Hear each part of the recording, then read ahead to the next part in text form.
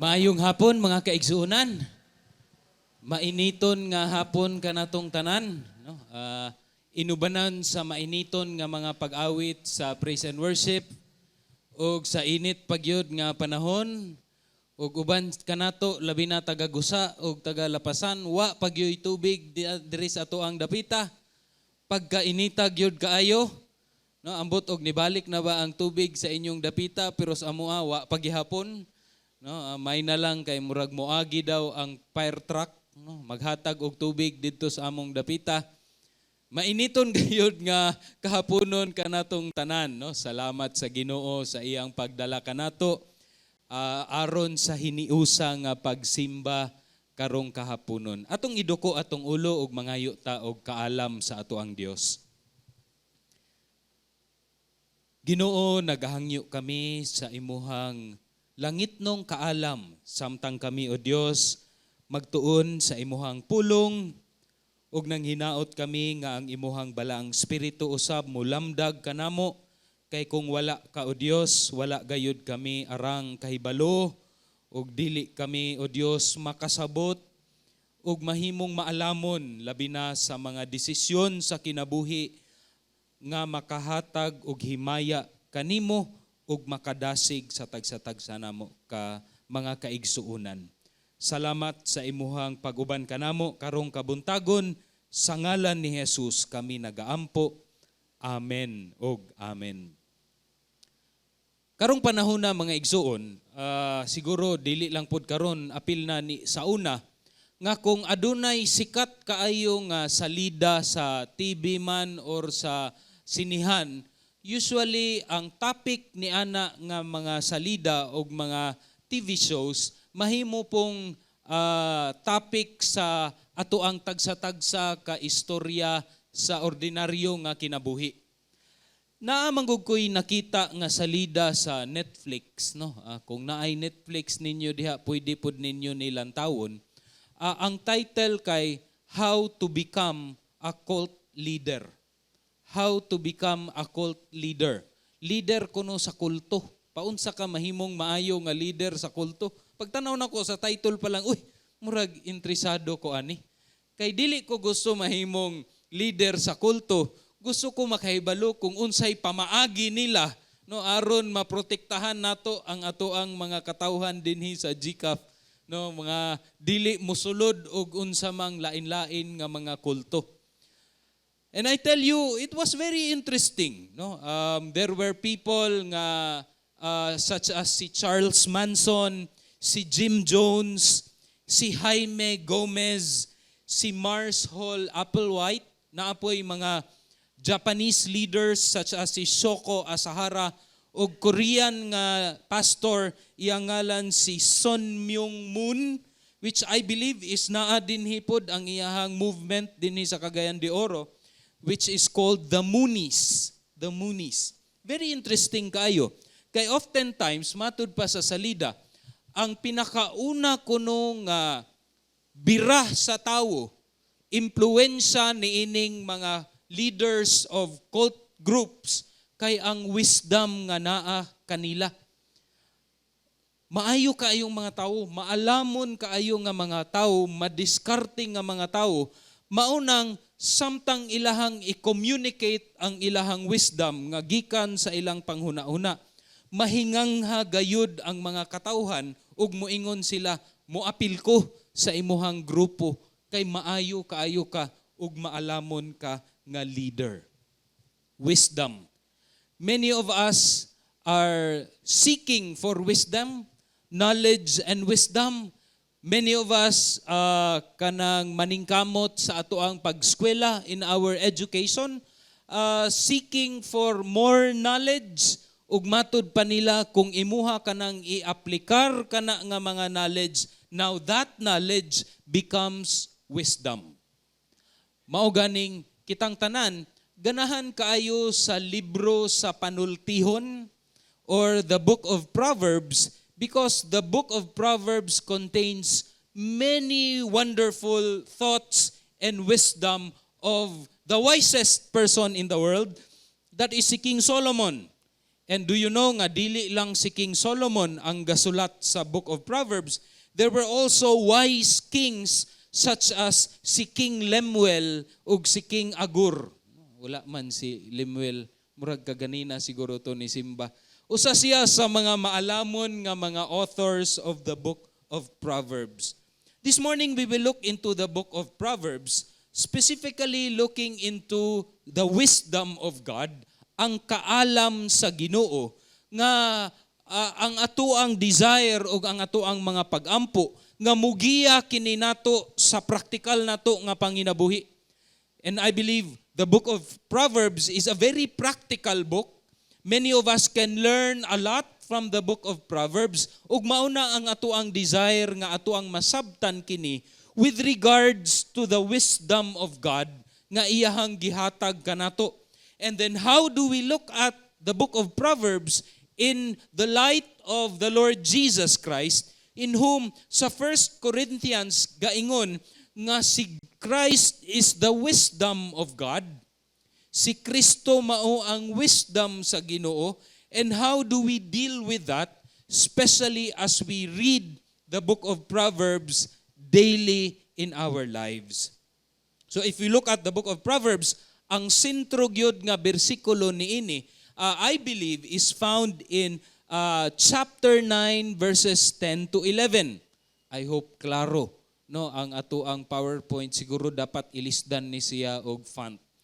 So, akong basahon, ang pagkahadlok kang Jehovah maoy sinugdan sa kaalam. The fear of the Lord is the beginning of wisdom.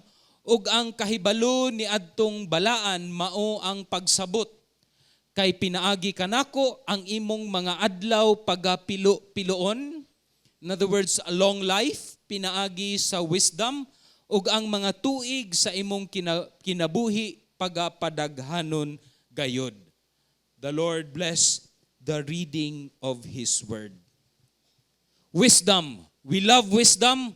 We search for wisdom, but oftentimes ang atoang pagpangita sa kaalam dili siya sa sakto nga konteksto o sa sakto nga pamaagi nga gisulti ni ining bersikulo nga nagagikan sa kahadlok sa Dios. And I tell you, there are many wisdom from this world, which is why daghan kaayo ang mga ilad ug mosulod sa lain-lain nga mga kulto, sama sa kulto ni Manalo ug sa kulto usab ni Kibuloy, tungod kay gusto man makaamgo ug kaalam ang mga katawhan. The book of Proverbs tells us that indeed wisdom can be gained, but it starts with the fear of the Lord ug kahadlok kang Jehovah. Paunsa man ni. But before that, let's take a step back first and look at the book of Proverbs. Kay kabalo ko nga inig kahuman niini, daghan kanato magbasa sa pulong sa book of Proverbs ug mahimo na unya nato ng devotional. The first chapter of the book of Proverbs will tell us kung unsa ang katuyuan, ang purpose nganong naay book of Proverbs sa Biblia. Matud pa sa verses 1 to 5, mao kuno ni ang 5 ka rason. Una, it is to attain wisdom and discipline. Ang libro sa panaltihon para makabot ang kaalam ug disiplina. It tells us nga ang kaalam di ay ug disiplina seems to be synonymous. No? So in other words, ang tawo nga adunay disiplina for the book of Proverbs, synonymous siya sa adunay kaalam. And I tell you, when it comes to discipline, the book of Proverbs would talk about different kinds of discipline or self-control. Disiplina sa imong kaugalingon, gikan sa pagsulti og mga dili maayo, sa pagpaminaw sa unsa man nga mga tawo, klase-klase man diha, og sa pagkaon siguro nimo ug uban pang klase nga discipline. People who are disciplined are full of wisdom, no? But then again, we need to look at that in the area gyud of the fear of the Lord. Kay naa man po'y uban nga mga tao nga kung disiplina lang, layo ra kay ta. Some of that are athletes nga ilahan ng gibugno ang desire sa ilang lawas aron lang makaadto sa ring, makaboxing, hantod makahuman og 12 rounds of boxing. Kusog gihapon kaayo. Does that mean that they have the fear of the Lord? No. Naana tanan karon ato anang mahisgutan. Ikaduha nga katuyuan sa libro sa panultihon kay aron tagaan ta og lawom nga pagsabot when it comes to words of insights sa klase-klase nga mga panultihon. It will also help us nga maka-acquire og disiplina, no? Pagsabot sa maalamon og matarong nga kinabuhi, a disciplined and a prudent life. Ikaupat, maghatag kini nato og salabutan labi na sa kadtong mga gitawag nila nga simpleng tao. No? Matud pa sa Proverbs, ang simple man, tao di ay nang way kaalam, a naive person. Mabitaw nang maingong ka nga, unsay imuhang pangarap nga partner sa kinabuhi? Ayaw gyud og sulti nga, a simple man. Ayaw gyud isulti og ingon ana. How do you describe yourself? I am a simple girl. Ayaw gyud in taon.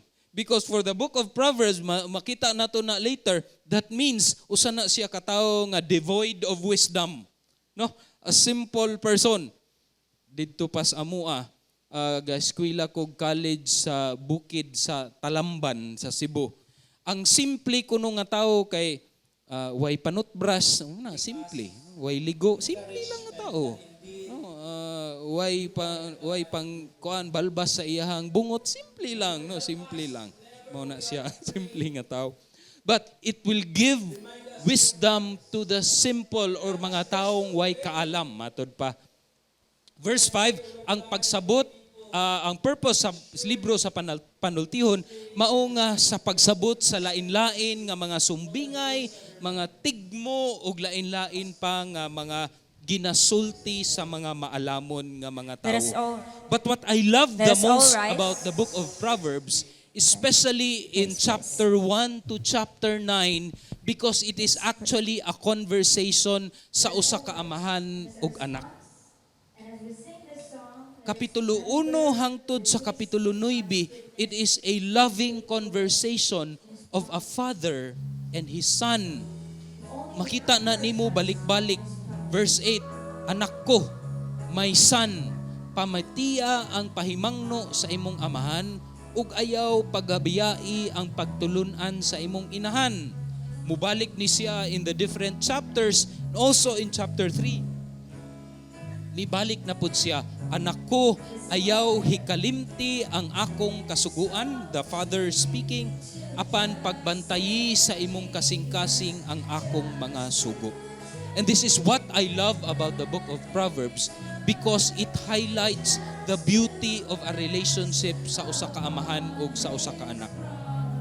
Sadly, in our world today, sa ato ang kalibutan, luoy kaayo ang mga amahan labi na sa mga salida. Can you tell me of a movie, salida, nga ang amahan sa bida buutan? Naaman no, dili man gyud siguro kanang wa gyoy salida sa Hollywood or diri sa Pilipinas nga kanang ang amahan buutan, naaman gyud siguro usa or duha. Pero oftentimes in the movies, fathers are often portrayed to be parumbado, way pakialam, absentee, and bulag perminti ang bana ug ang asawa. And oftentimes, ang kontrabida are usually the amahan. Kontrabida siya, ug maot siya, ug relationship sa iyahang anak. And I tell you, even in psychology, mga igsuon, the importance of a relationship between a father and a son is very crucial for people ilabi na sa ilahang social or how he lives in society. Ang absentee father according to psychologists, would contribute nga ang imuhang anak dili mo excel in the academics. Oftentimes daw, ang dili maayo nga relationship sa amahan ug sa anak mo resulta nga ang anak barumbado sa eskwelahan. That's what the study says. Dili ako kaingon anak. Emotionally, daghan kaayo og damage ang mga children who are not kanang close or absentee ang amahan. Pwede man nga naa ang amahan, pero siguro tungod kay busy kayo sa trabaho, wala na'y panahon nga makikistorya sa bata, makikumusta sa bata. Oftentimes, kwarta na lang ang ipamaagi sa iyahang pag-express sa iyahang gugma. No? Gigugma man ako akong mga anak, ginatagaan man ako sila sa unsay ilahang gikinahanglan. That's very dangerous because it is emotionally damaging for the children. Daghan pa kaayo, but the very crucial of it all kay ang relationship sa absentee father, kung wala ka na sa iyang anak, magresulta siya into confusion, labi na sa gender identity of the person. Two things. Una, dili siya kabalo kung unsa ang linihukan sa usa ka strong man. So, as kung lalaki imong anak, as he grows up, he would think nga, ang sakto nga isog nga lalaki kay barumbado, bisyuso. That's a confusion because of lack of model of a good father. Or it will go to kanang jumping into one relationship to another just to prove that I am a man. No, sigig panghilabot sa lain-lain or walay sakto nga relationship because of an absentee father. That's psychology. That's what they are saying. And most of all, especially karon, it is also the biggest contribution of kanang LGBTQ, gender identity crisis. So dili lang mangutana kung unsa man gyud ang tinuod nga laki, moingon pod siya nga unsa bagyud ko. Lalakwe bagyud ko, no? Ingon ana. Because there is confusion over unsa man gyud. Absentee father nag-ingon ni ana. But not only in psychology, the Bible tells us of how important the relationship of a father and a son or a father and a daughter. Mga amahan nga naa diri. Importante ang inyuhang relationship with your children. And usa sa ako ang mga prayers kay in a month, ako yung i-date ang ako ang anak, ang lalaki o ang babayi, and it would be that time where we would ask deep questions. Unya, wala ko'y right nga masuko if makadungog ko og mga butang gikan sa iyaha nga dili ko uyon. Usa sa pangutana nga akong gipangutana sa akong anak kay, Dong, kung naay usa ka butang nga gusto nimo mausob si papa, unsa man kana?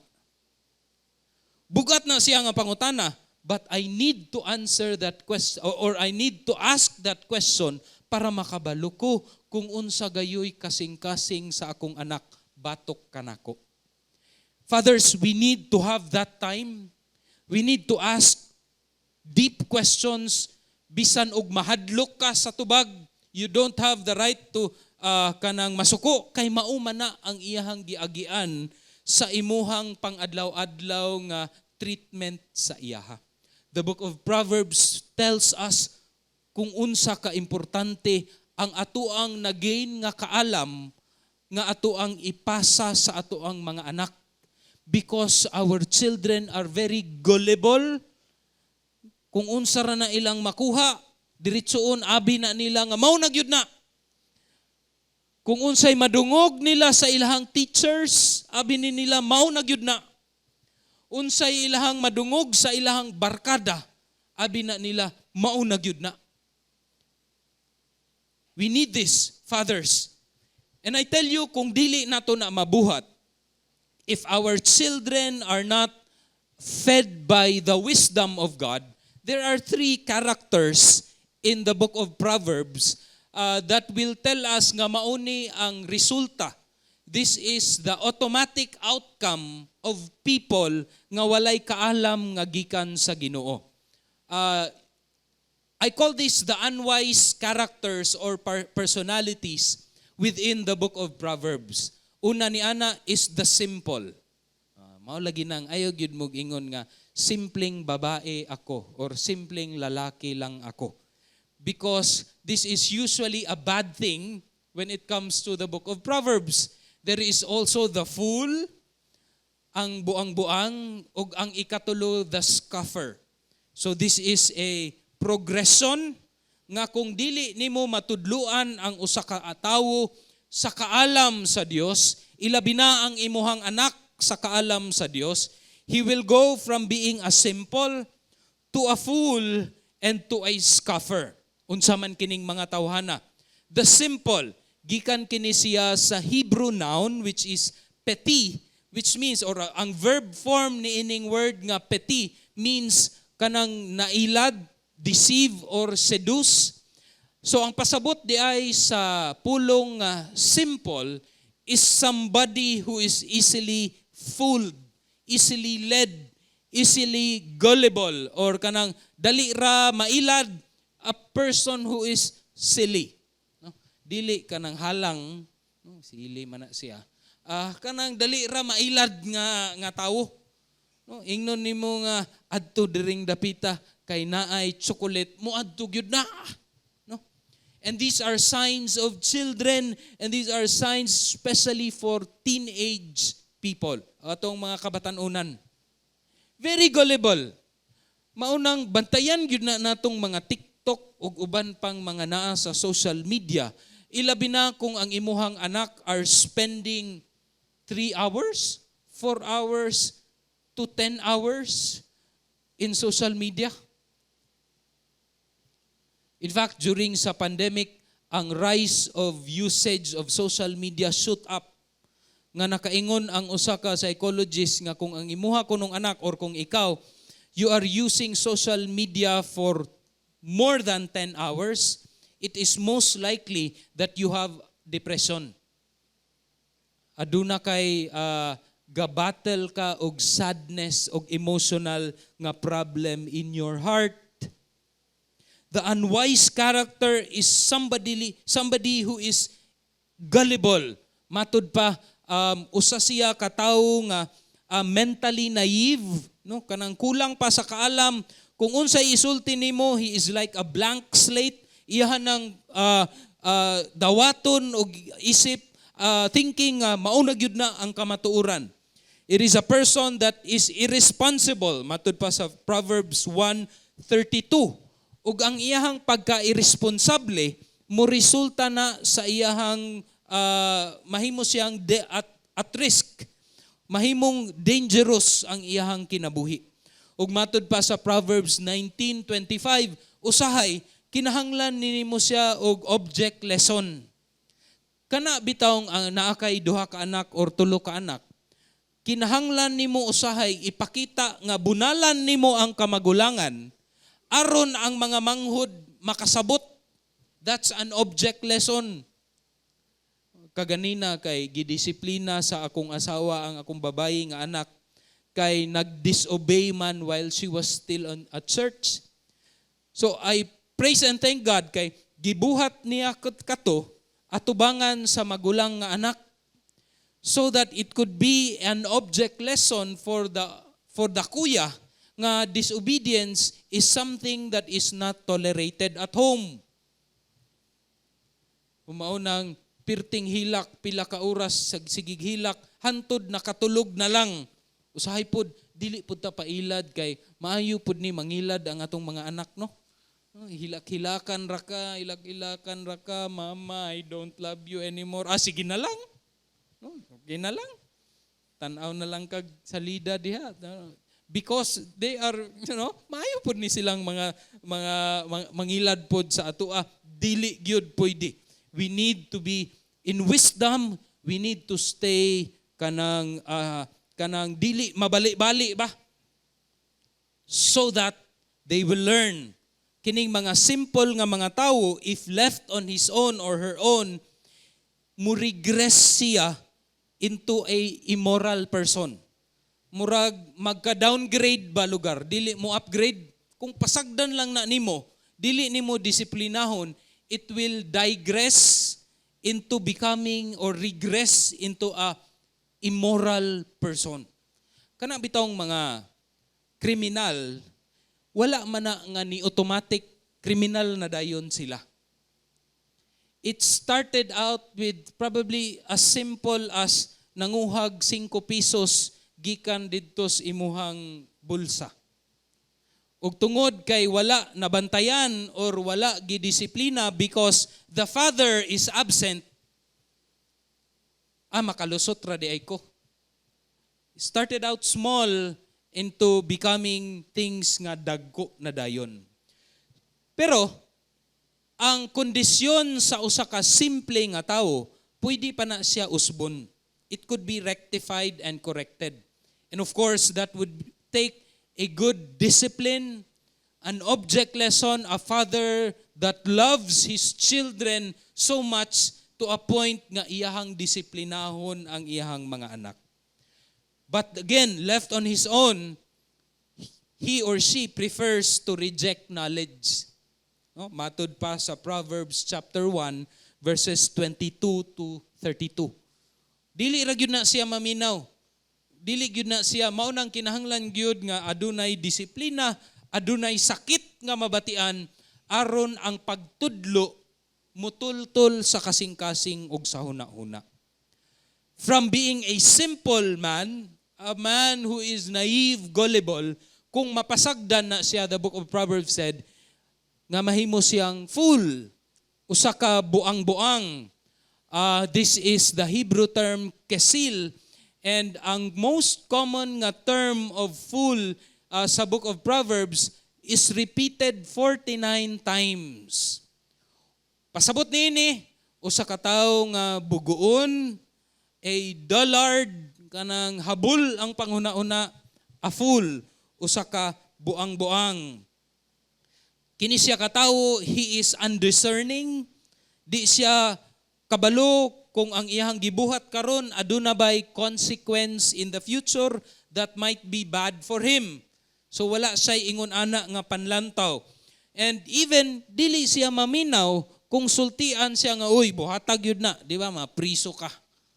Dili na siya gapaminaw ni anak. He does not accept rebuke. He prefers to live on his own delusion. Yang una-una nga, okay ra ko, lingaw ang ginabuhi. Not thinking of the life in the future. Maunang muresulta siya on a life that is full of problems, consequences, daghang mga suffering sa kinabuhi tungod sa iyahang delusion. Kung naani siya sa atong palibot, matud pa sa Proverbs chapter 13 verse 20, he becomes a danger to people.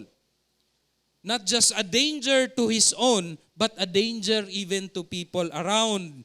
This is the fool according to the book of Proverbs. Ang usa ka tawo nga fool brings sorrow and bitterness to his parents. Daghang mga parents nga nagakaguol tungod sa ilang mga anak, and that is a sign nga ang iyahang anak is probably somebody who is like this. The root of the problem of a fool is not mental, but it's really spiritual. No? Wala siya'y spirituhanong kinabuhi. Matud pa sa chapter 26 verse 11 of Proverbs, mura siyag iro nga mubalik sa iyahang gisuka. No? Gisuka na gani, balikan pagyud aron kaunon. Lastly, the fool would digress into becoming a scoffer.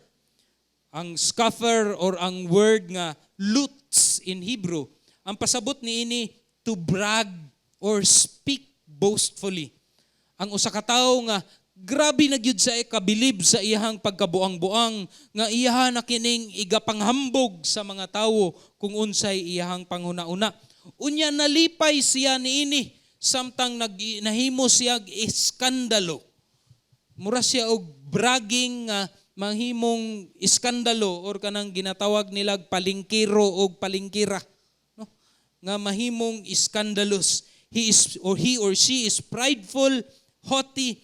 He or she is an abomination to men, Proverbs 24 verse 9, to a point that God would be angry. He scoffs at scoffers.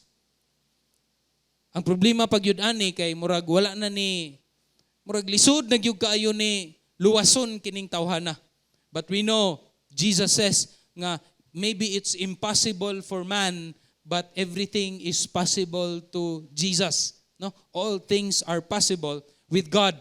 Pero kung sa atoa lang, kung ang imuhang kaila or pamilya nahimo na siyang ingon ani, di na gyud na siya maminaw nimo. In fact, to rebuke a man or a scoffer is to invite danger upon yourself.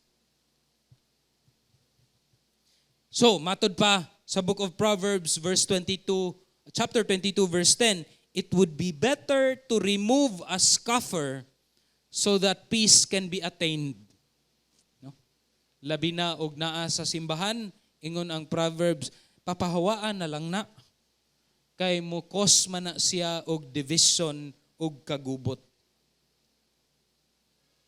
But sa atong gibasa sa Proverbs chapter 9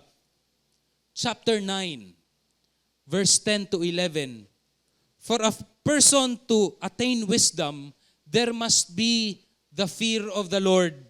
Ang pagkahadlok kang Jehovah maoy sinugdan sa kaalam ug ang kahibalo ni adtong balaan mao ang pagsabot. And I tell you in Proverbs chapter 5, when talking about pagkahadlok or the fear of the Lord, it also tells us this very kanang famous nga verse nga trust in the Lord, sumalig ka kang Jehovah sa bugos mong kasing-kasing ug ayaw pagsalig sa imong kaugalingong sa labutan. Sa tanan nimong mga dalan ilhon nimo siya ug siya magamando sa imong mga alagianan. So it tells us here nga ang fear of the Lord is also synonymous with pagsalig kang Jehovah. Fear of the Lord, trust in the Lord, these two has mura siya og the same kind of meaning.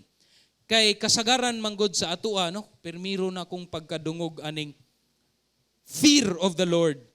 Kahadluki si Jehovah. Mayong ko nga, unsa man pareho atong horror nga salida nga akong gilantaw ni aging adlaw? Is that the kind of fear of the Lord? Mahadlok kang Jehovah sa ingon ana? No. The fear of the Lord, it occurs 14 times in the book of Proverbs. Unya, ang pulong nga fear, kung kana lang siya, it might be nga kanang magkurug-kurug ka sa kahadlok. But when you look at it in being,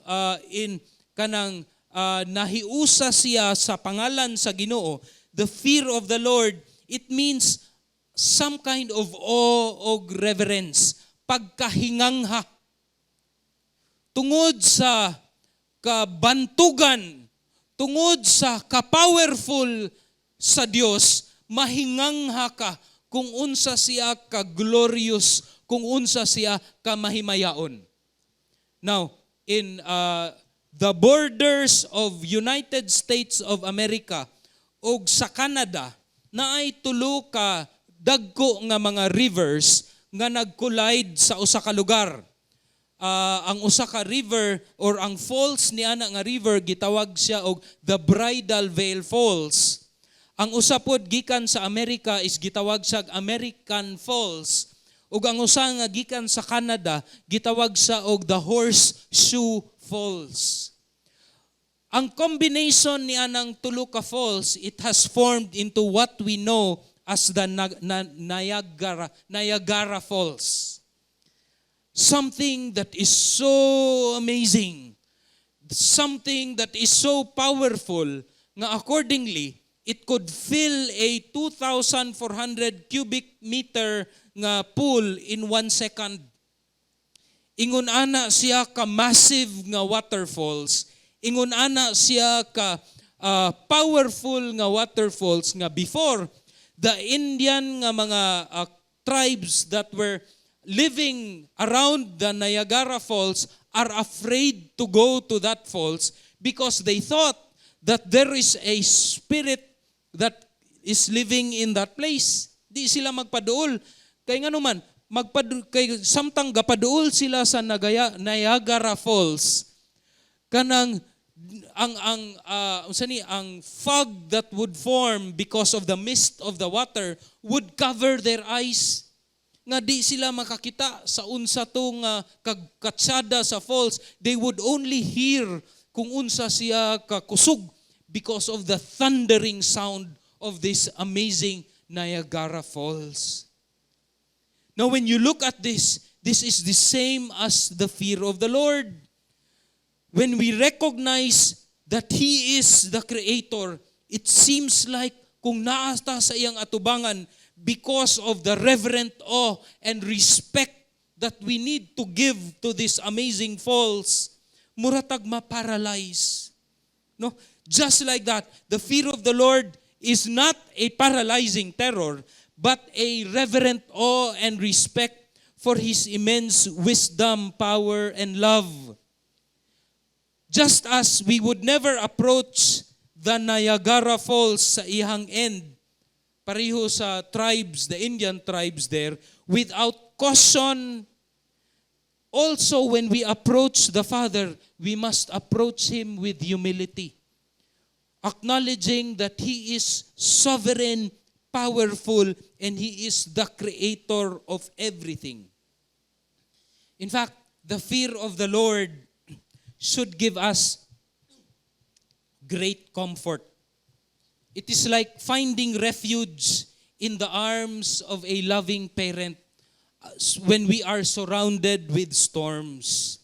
Dili nato siya kahadlukan nga murag mudagan ta palayo na hinuon sa iya. Because of how beautiful God is, because of how amazing God is, the fear of the Lord would push you to draw closer to this amazing God who is the creator of the heavens and the earth. So dili nato nga mudagan ta tungod sa fear of the Lord, but we need to embrace this beauty because having a deep reverence, it draws us closer to the Heavenly Father, seeking His wisdom, trusting in His plans, and finding peace in His presence. So maunang niingon ang book of Proverbs, the fear of the Lord is the beginning of wisdom because it is precisely this fear that would make us understand kung kinsa ang Ginoo, kung unsay pasabot sa iyang pulong, and as we obey with humility, with reverence sa iyang words, then we become people who are full of wisdom. Fear of the Lord, mga igsoon. Kahadluki ang Dios sa balaan klase nga kahadlok tungod kay siya mahimayaon, tungod siya gamhanan, dili ta mo palayo na hinuon, mupaduol na hinuon kita. Kay anaa kaniya ang tanan natong panginahanglanon sa kinabuhi, gikan sa ato ang pinansyal nga aspeto, hangtod sa atong kasing-kasing sa spirituhanong mga aspek, ug bisan pa sa kaalam. Now the book of Proverbs tells us on precisely what to do with this. Unsa maning fear of the Lord and how it can attain wisdom to us. Una, ang maunang nag-ingon. First of all, let's see 2 Corinthians 7:1. Mauning giwali ni Pablo kanato nga karon samtang kita nagkinabuhi diha kang Ginoong Hesus, aduna gihapoy pagkahadlok sa Dios. Sanglit nakabaton man kita niining maong mga saad nga mga hinigugma. hinluan ta ang atong kaugalingon sa tanang kahugaw, sa lawas ug sa espiritu, ug hingpiton ta ang pagkabalaan diha sa atong pagkahadlok sa Dios. This verse tells us nga in attaining holiness and righteousness, gakinahanglan ta nga mo embrace sa fear of the Lord instead of running away from God. Now there are two things aron sa pag-abot sa kaalam with regards to the fear of the Lord. Una, number one, ang kahadlok sa Dios makabot diha lamang sa Dios nung pagpadayag. The fear of the Lord comes from His divine revelation. Nag-ingon kanato ang Proverbs chapter 2 verse 6, kay si Jehovah maoy mohatag og kaalam, gikan sa iyang baba magagula ang kahibalo og pagkasabot. Na again, this divides or this gives distinction nga lahi ragyod ang kaalam sa kalibutan ug ang kaalam nga nagagikan sa Dios. Kay ang kaalam sa Dios, mga igsuon, dili man nato mabatunan sa atuang kaugalingong pagtuon. Now, many of us have probably read a lot of books. Once in our life, probably nakabasa ta sa pulong or sa libro ni Jose Rizal nga gisulti nga usa sa maalamon gayud nato nga mga tawo or hero dinhi sa Pilipinas. A philosopher, a doctor, a great hero. And he has so many wisdom nga apil niya na naulaw ko. Kay matod pa niya, ang hindi marunong magsalita sa sa sariling wika ay mas mabaho pa kaysa malansang isda. Kuy, igo man gyud ni akong mga anak aning di kabalo magtinagawg og binisaya. Agoy, igo kayo ko. Mao nang ginatudloan na namo karon. Tudlo mangayo niya kog advice sa inyo ha. Ug unsaon pagtudlo sa mga anak nga mostorya og binisaya. But even in the wisdom of man, daghan kayo og philosophers and all these great writers. I'm telling you this not because nga aron dili nakamubasa sa ila. Yes, you can read. But I tell you, the wisdom nga gikan sa Ginoo dili na nato kaya nga ato ang sabton sa atong kaugalingon. We may read a lot of books and can gain worldly wisdom, pero dili na siya mo equate into having a spiritual wisdom that can lead somebody to a godly life, a holy life, a righteous life. In fact, niingon si Pablo nga sa imuhang pagbasa ug pagkat-on og klase-klase nga knowledge, it might be that this knowledge would puff up, muhatag kanimo og pagkahambugiro. No, oftentimes kini biyang tao nga daghag kaalam, hambugiro. Maunang magbantay ta because the wisdom of the world produces pride. But when it comes to the wisdom of God, he might be reading the same books, philosophy, engineering books, and all of these kinds of books, pero pinasikad siya sa kaalam sa Dios nga gi-reveal sa iyahang Biblia. This wisdom that he gains or knowledge that he gains, it would cause him to praise and thank the Lord. Na recently, daghan kayo og nag-graduate this year. Nag-celebrate ta og baccalaureate. And I praise and thank God that many of those who graduated sa GCAF kay nahimo man og mga magna cum laude, no, naagyod daghan. Cum laude ug uban pa. And what's more amazing and what's more beautiful than all of it is when they received ang uban ni adto nga dako kayo og mga honors sa ilang schools. When they received all of this, instead of bragging about it, they praised and thanked God. Now that's a wisdom that comes from the Lord. Wisdom that produces humility. Wisdom that produces righteousness and holiness. You know, gasigi biya kog ampo ana sa Ginoo. As I continue to read o gain knowledge, usag yun na sa akong pagampo sa Ginoo nga, Lord, dili unta Lord nga tugutan nimo nga mahimo kong hambugiro to a point nga dili nako kanang managad sa uban nga mga tao tungod kay unsa ra man na sila. That's a very dangerous attitude, mga igsuon, especially for some of us who have attained very high educational kanang attainments in life.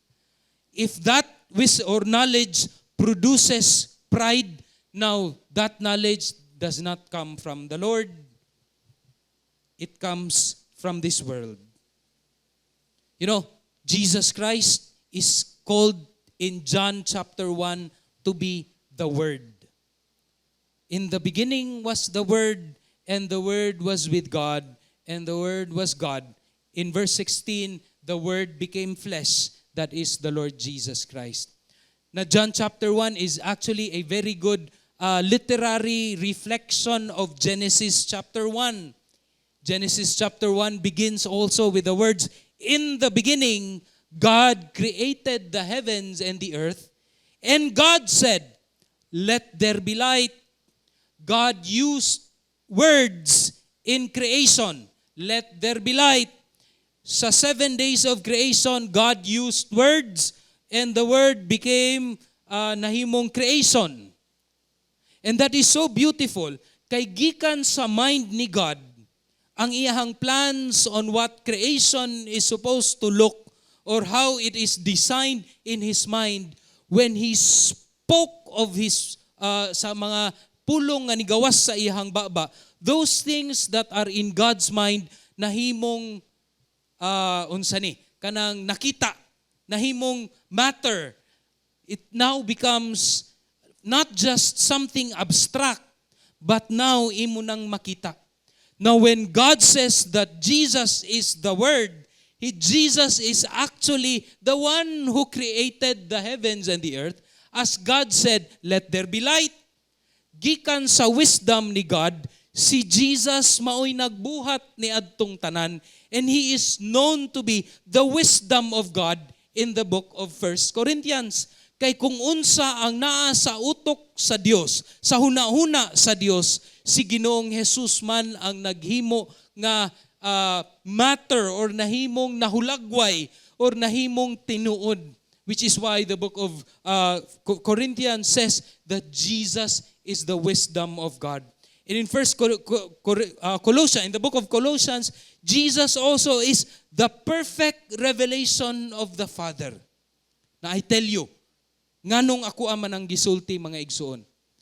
Because ang kahadlok sa Dios ug ang tinuod nga kaalam mabatunan lamang diha kang Ginoong Jesus. To read the book of Proverbs without understanding nga si Ginoong Jesus mao ang kaalam sa Dios nga nahimong tawo, the wisdom of God, then the book of Proverbs basig mawala ang imuhang pagsabot ni ani, knowing it's merely something to shape your character. It has to be read in light of our understanding nga si Ginoong Jesus mao ang kaalam sa Dios, and by grace through faith in the Lord Jesus Christ, you will grow in wisdom. Masabtan nimo nga ang gisulti nga mga pulong didto sa book of Proverbs would be something beneficial to you. Makatabang sa imuha, sa imong pangadlaw-adlaw nga kinabuhi, kay naaman si Jesus who is the wisdom of God. To read the book of Proverbs apart from the Lord Jesus Christ is something that is not advisable. Could it help you? Yes, pwede. Practically. Pero I tell you, ang ato gihapong panghuna-una, makalimot ra gihapon ta ana. Mawala ra gihapon na sa atong panghuna-una, dili na nato ma-maintain. Dili ta maka-persevere ni ana kung wala ang kaalam ni Ginoong Jesus. So you must remember that fear of the Lord comes from His divine revelation. Ikaduha, ang pagkabot sa kaalam maugayod or ang kahadlok sa Dios makabot diha sa atong dedikasyon nga gikan sa Espiritu. It takes discipline. Proverbs 2:3-5. Oo, kung ikaw magasangpit sa salabutan ug magapatugbaw sa imong tingog alang sa pagpakasabot. Kung ikaw mangita sa kaalam, ingon nga salapi, ug ikaw magapangita kaniya ingon sa tinipigan nga mga bahandi. Just like treasure, unya ikaw makasabot sa pagkahadlok kang Jehova ug mahikaplagan mo ang kahibalo sa Dios. Yes, Jesus and God is our wisdom, but it also takes discipline for us. Paningkamot aron kita makagain og kaalam. Gukdon na to siya as if siya ang pinaka-importante nga butang niining kalibutana. Wisdom and knowledge sobra pa sa bahandi kung kana ang atong gukdon mga igsuon. Then we will achieve wisdom. Gikan gihapon kini sa pag-empower kanato sa balaang espiritu so that we may gain wisdom. Two things mga igsuon. Kaalam, the fear of the Lord, una, gikan kini siya sa revelation sa Dios through the Lord Jesus Christ. And if we have faith in the Lord Jesus Christ, that is the beginning of our wisdom nga mutubo ta diha sa Ginoo. Ang ikaduha, ang balaang espiritu usab magagahom kanato aron kita mugukod ug idisiplina ang atong kaugalingon so that we can also attain wisdom. So together with these two things, from the Lord Jesus Christ ug ang pagtabang sa balaang espiritu kanato, samtang kita magkabot sa kaalam, we will gain the fear of the Lord, which is the beginning of wisdom. Kita mahimong maalamon nga mga tao nga makapahimaya sa Dios. Ang Dios magapanalangin sa iyahang pulong, magampo ta mga igsuon. Salamat Lord sa imuhang pulong. Salamat o Dios nga pinaagi kang Ginoong Jesus nga mao ang Word of God ug pinaagi pod sa imuhang pulong nga gisulat, the Word that is written, ang Biblia. Kami o Dios makakabot sa kahadlok sa Dios nga mudala kanamo sa Dios nun nga kaalam. Tabangi kami Lord kay gikinahanglan gyud namo ang kaalam karong panahona. Sa daghang mga panghitabo nga makadani kanamo ngadto sa kalaglagan, gakinahanglan kami o Dios sa imuhang kaalam, sa imuhang paggiya. Ginoong Dios, tabangi kami ilabi na sa amuang pamilya. Fathers and mothers nga naa dinhi o Dios, nagaampo ko nga imuha kaming gamhan ug kaalam aron matudlo namo kini sa among tagsa-tagsa ka mga kaanakan, knowing nga ang kalibutan namo o Dios, it is a crooked and perverted nga generation.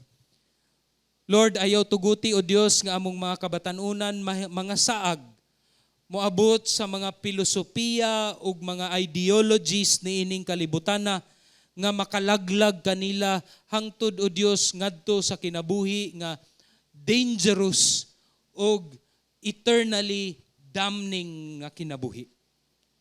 Give us wisdom as a church as well so that we may teach your word, we may teach the wisdom of God for your people para sa kahimayaan nimo o Dios hangtod sa kahangturan. Salamat kaayo niining tanan. Kanimo ang dungog ug himaya sa ngalan ni Jesus. Amen ug amen. Atong palakpakan atong Ginoo.